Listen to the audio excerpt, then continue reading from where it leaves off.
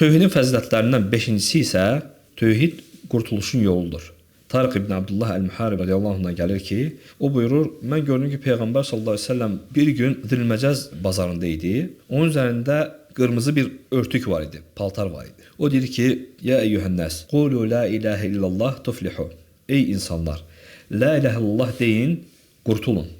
Bu hədis bizə göstərir ki, yəni qurtuluşun yolu tövhiddir, la ilahe illallah kəlməsidir. Onu yerinə yetirməkdir.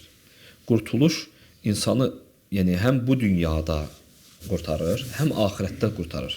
Bu dünyada həm sıxıntılardan qurtarır, həm rəzilliklərdən qurtarır. Axirətdə də elə, axirət sıxıntısından və axirətdə olan rəzilliklərdən qurtarır. İnsanı cənnətdə salır. Deməli, bu da onu göstərir ki, qiyamət günü tərəzidə ən ağır gələn əməllərdən biridir tövhid kəlməsi, la ilahe illallah.